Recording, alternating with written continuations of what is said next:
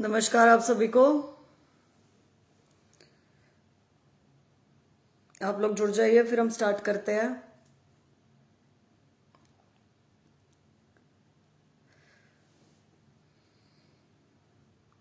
आज हम एक बड़े ही इम्पोर्टेंट टॉपिक पे बात करने वाले हैं।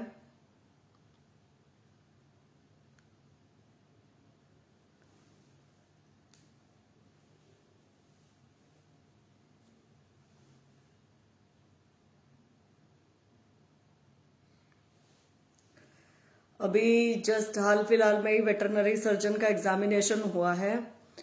उसमें बड़ी भारी त्रुटियां मिली हैं और उन त्रुटियों के आधार पर मैं आप लोगों से बात करना चाहती हूं कि इनकी क्या मॉडस ऑपरेंडी रहती है बाकी सारे एग्जाम्स में भी। आकाश यादव नमस्ते, ऋतु जावलिया गुड इवनिंग। आप लोग जुड़े हैं जल्दी से। आई एम सॉरी, मुझे 5 मिनट पहले आना था बट ये कनेक्ट ही नहीं हो पा रहा था internet. Sunil S good evening, how are you madam? I am good brother, how are you? Thanks for asking. Harish Bhardwaj जय श्री राम, जय सीताराम। चलो हम स्टार्ट करते हैं, लोग जुड़ते रहेंगे। मेरी सबको good evening, Ram Ram, hello, hi, namaste सब है। अभी हाल ही में वेटरनरी सर्जन का एग्जामिनेशन हुआ है। एचपीएससी इस एग्जाम को कंडक्ट करवाता है। इसमें बताया जा रहा है कि पेपर लीक हुआ है, बहुत ज्यादा अभ्यर्थी संघर्ष कर रहे हैं इसके लिए।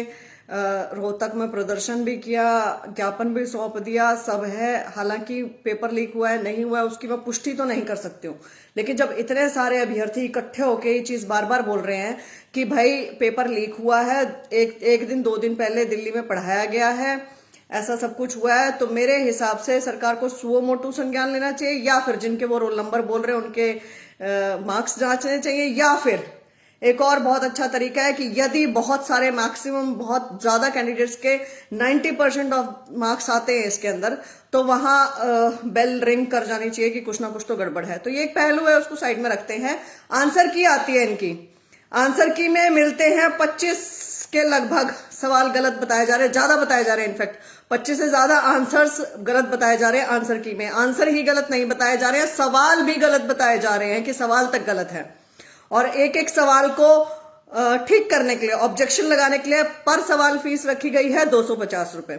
अब यदि हम 25 सवाल गलत मानते हैं, सवाल और जवाब, 250 रुपए फीस है। 25 600 6250 रुपए सीधे सीधे हो गए। तो दूसरा पहलू जो मैं यहां बताना चाहती हूं आपको वो ये है कि सरकार का कमाई का जरिया कितना जबरदस्त है। बेरोजगारों से कितना ज्यादा कमा रही है सरकार।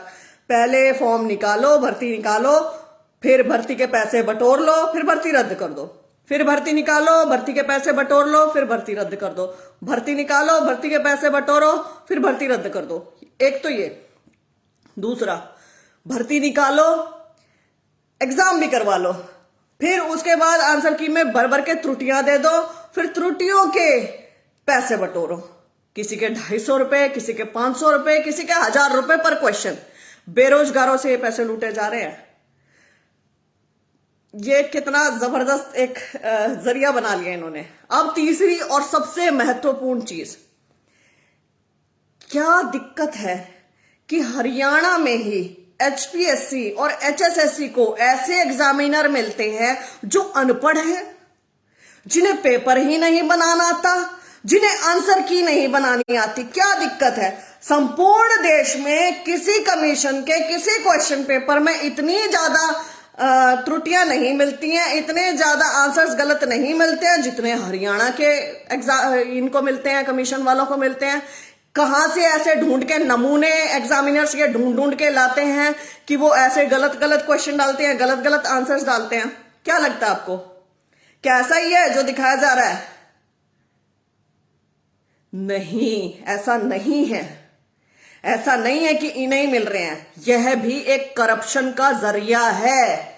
It is also the part of the game. It is their modus operandi. They do this deliberately. और ये मैं बिल्कुल डंके की चोट पे बोलती हूं कि ये जानबूझ के ऐसा करते हैं ताकि ये करप्शन कर सके, अपने बंदों को अंदर ला सके, बाहर कर सके। एक एक दो दो नंबरों का तो खेल होता है। एक एक दो दो नंबर से 1000 बच्चा अंदर, 1000 बच्चा बाहर। कुछ ही कर लो। और आंसर की के ऊपर तो सैकड़ों केस पड़े हुए हैं, मेरा खुद का केस हाईकोर्ट में पेंडिंग है, कौन कितनी सुनता आंसर की। एक हैज बीन के ऊपर ग्रुप डी का केस है 2018 से पेंडिंग चल रहा है, ना जज साहब हैज बीन बता रहे हैं ना कोई और बता रहा है, तारीख पे तारीख मिल रही है। मेरे केस में 31 question wrong, 10 question delete, 8 question के 2-2 आंसर चल रहा है। क्या है एग्जैक्टली ये चीज, चलिए इसके ऊपर बात करते हैं। ये एग्जैक्टली होता कैसे है। 100 क्वेश्चन सही से क्या डाल नहीं सकते, डाल सकते हैं, लेकिन मान लीजिए उसमें से 25 क्वेश्चन इन्होंने रॉन्ग कर दिए, गलत कर दिए। अब 25 एक बहुत बड़ा विंडो है, 25 के क्वेश्चन इनके हाथ में है, जिसमें से कितने भी क्वेश्चन ये पूरे संपूर्ण तरीके से डिलीट कर सकते हैं। मान लीजिए 10 डिलीट कर दिया जिसमें इनके बंदों के आंसर गलत हो, वो वाले 10 क्वेश्चन डिलीट कर दिए जिसमें बाकियों के सही हो रखे हो या कुछ भी ऐसा, तो वो 10 क्वेश्चन ही डिलीट हो गए, तो 10 के मार्क्स सबको दे देंगे। जिसने सही मार्क कर रखा होगा उसको भी, जिसने गलत मार्क कर रखा होगा उसको भी, सबको दे दिए। गधे घोड़े एक बराबर कर दिए उन 10 क्वेश्चंस में। बाकी 15 क्वेश्चन किसी के 2-2 आंसर दे दिए, किसी के 3-3 दे दिए, जहां इनके बंदों के गलत आंसर ठीक हो रहे होंगे वो भी दे दिए। ऐसे करते हैं ये लोग, क्योंकि ये रिवाइज्ड की नहीं देते हैं कभी भी, ये सिर्फ की देते हैं, उसके ऊपर ऑब्जेक्शन मांगते हैं, फिर देते हैं सीधा रिजल्ट उठा के। और रिजल्ट में जैसे रिजल्ट आता है इंटरव्यू लिया और ज्वाइनिंग, या फिर सीधे ज्वाइनिंग यदि इंटरव्यू नहीं है तो। बाद में आप आरटीआई, पहले आप आरटीआई लगाओगे तो आपको जवाब मिलता है उस आरटीआई का कि प्रक्रिया अभी तो चल रही है, प्रक्रियाधीन है, the process is still going on, we can not answer to your question, you can not ask for this answer, फलाना फलाना क्लॉज, ये वाला क्लॉज, इस क्लॉज के अंतर्गत हम आपको आंसर नहीं दे सकते हैं, ये चलता है। फिर ज्वाइनिंग के बाद आप आरटीआई लगाते हो तो आरटीआई में आपको दिखता है अरे 5 क्वेश्चन इन्होंने टोटली रिमूव कर दिया, अरे 10 क्वेश्चन टोटली रिमूव कर दिया, अरे 5-7 क्वेश्चन के इन्होंने 2-2 3-3 आंसर दे दिए, अरे इसका तो ये जवाब आना ही चाहिए था, अरे ये तो सवाल ही गलत था।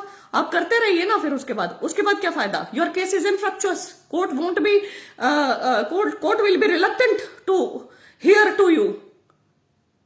ये एक्चुअली में होता है।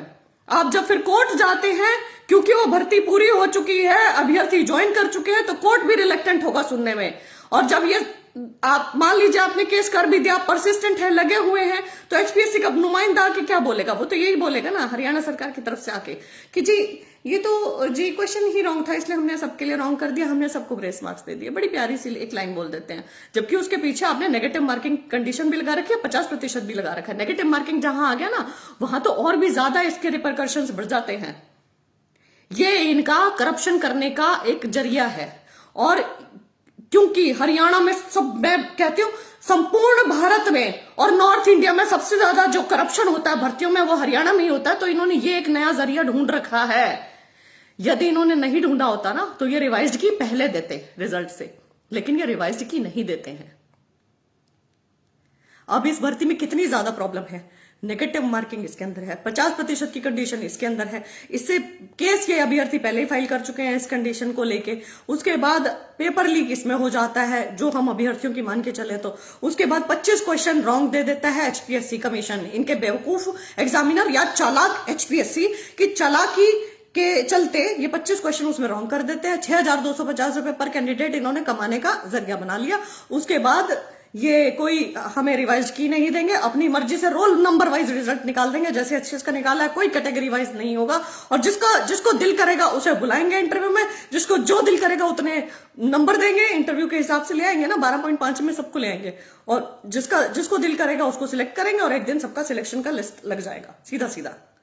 बीच में किसी सवाल का कोई जवाब नहीं दिया, कुछ भी नहीं, ना कंडीशन हटी, ना वो हमें रिवाइज की पता है, ना हमें ये पता कि हमारे पेपर लीक हुआ नहीं हुआ, क्या है क्या नहीं है। गुहार लगाते रहो, मुख्यमंत्री के चक्कर काटते रहो, यहां ज्ञापन दो वहां ज्ञापन दो, कुछ भी करो, लेकिन क्या बनता है उस चीज का, चीखने चिल्लाने का क्या बन रहा है। ना तो सरकार सुन रही है, ना विपक्ष आवाज उठा रहा है।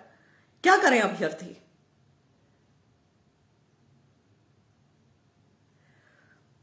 होपलेसनेस की जो कंडीशन है ना, ये जानबूझ के क्रिएट की जा रही है। और असल में इसके लिए हम लोग भी जिम्मेदार हैं, युवा जिम्मेदार हैं, इकट्ठे नहीं हो रहे हैं। हम अपनी बात इकट्ठे उठाते ही नहीं है। वेटरनरी सर्जन वाले वेटरनरी सर्जन तक सीमित हैं, डेंटल सर्जन वाले डेंटल सर्जन तक सीमित थे, एचसीएस वाले एचसीएस तक सीमित थे, पुलिस वाले पुलिस तक सीमित, टीचर अपनी भर्तियों तक, जेबीटी अपनी तक, टीजीटी अपनी तक, पीजीटी अपनी तक, पीजीटी संस्कृत अपने तक, टीजीटी इंग्लिश अपने तक, उसके अंदर भी सेक्शंस बने हुए हैं, सीईटी अपने तक। जब तक मेरी भर्ती मेरा ये रहेगा तब तक कलेक्टिव तो हो ही नहीं सकता है ना भला किसी का। कलेक्टिव भला कैसे होगा? जब ये होगा कि हाँ हम युवा हैं, हाँ सरकार तुम गलत कर रही हो और तुम गलत नहीं कर सकते हो, बस अब बहुत हो गया, this is not acceptable, we are not going to accept it, तब होगा।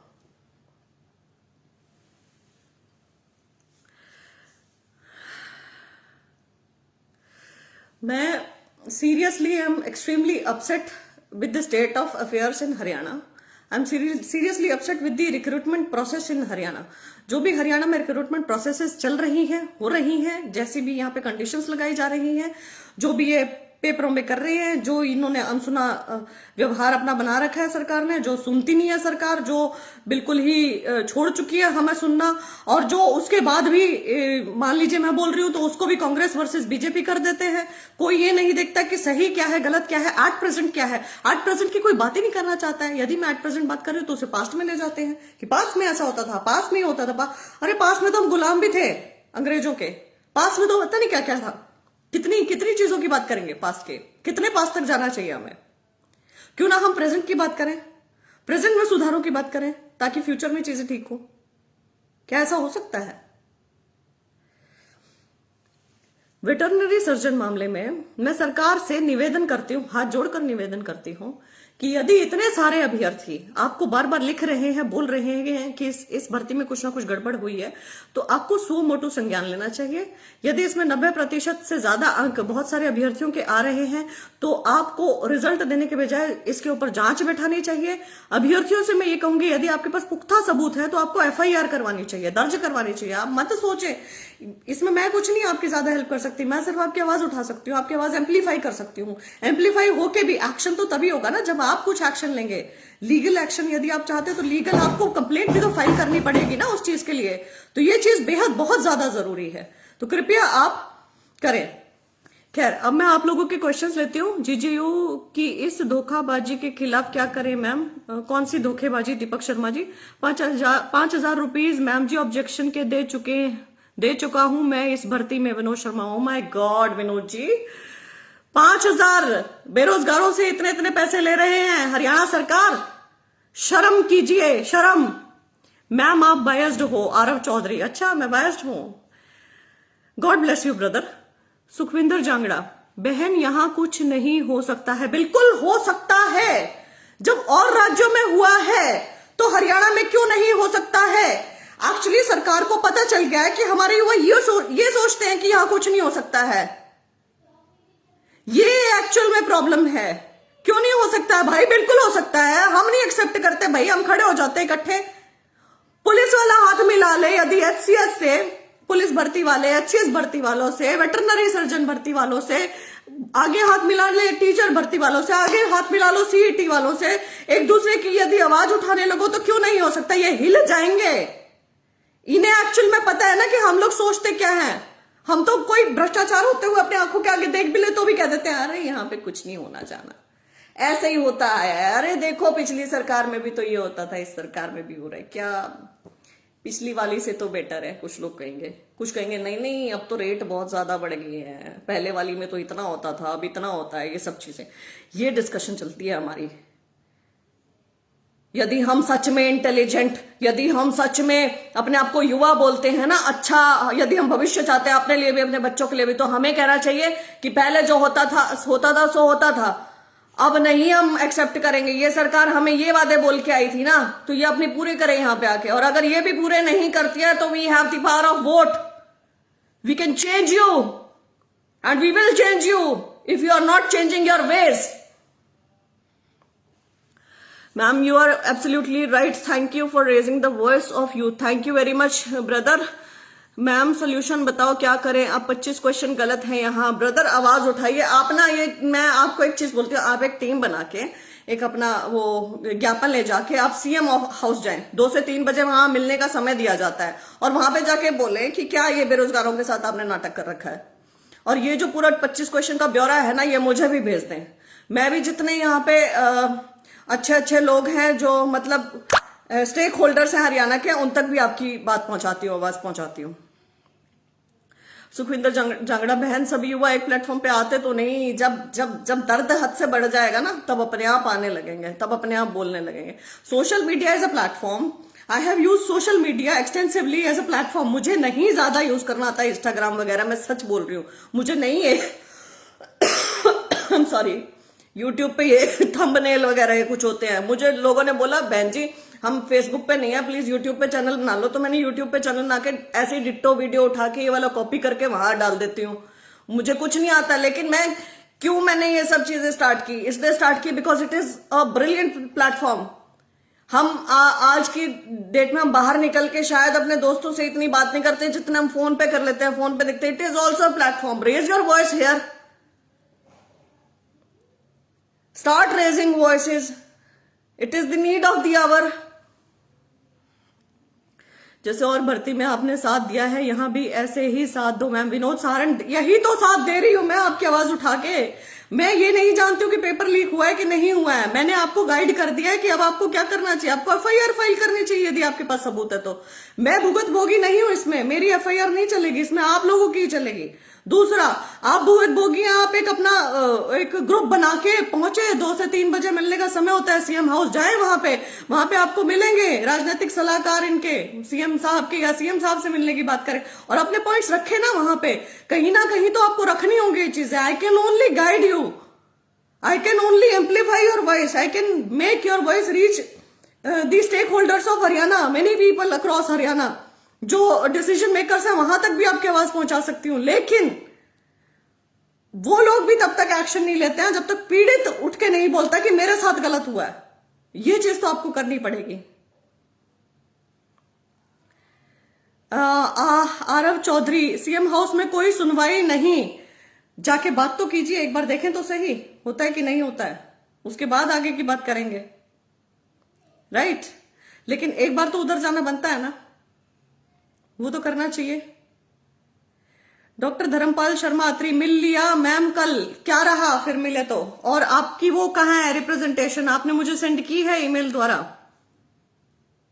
Sandeep Singh, intention of this government is very good, is it? Could you prove this? I am constantly observing each recruitment, with each recruitment सारी चीजें मतलब ऐसा प्रतीत हो रहा है कि कहीं इंटेंशन है ही नहीं अच्छी, मंशा है ही नहीं अच्छी, इच्छा शक्ति है ही नहीं अच्छी, केवल बातें हैं अच्छी। घमंड में चूर अधिकारी और नेता बैठे हैं, कोई सुनवाई नहीं। आरव, प्लीज आप एक बार कोशिश तो कीजिए, आप सब कोशिश कीजिए, रिटर्न आपका वो लेके जाइए, स्टेटमेंट लेके जाइए और मुझे बताइए वहां पे क्या रहा। डॉक्टर धर्मपाल शर्मा, मैं जानना चाहती हूँ, गए थे आप अकेले गए थे, आप ग्रुप में गए थे, आपने रिटर्न सबमिशन वहां पे क्या दिया? आप मेरे पास वो चीज भेजें, कृपया करके भेजें, ताकि हम मीडिया में भी तो दे सकें। भाई मीडिया में भी तो आना चाहिए कि आप लोग वहां पे गए थे और आपको सीएम हाउस में क्या मिला क्या नहीं मिला।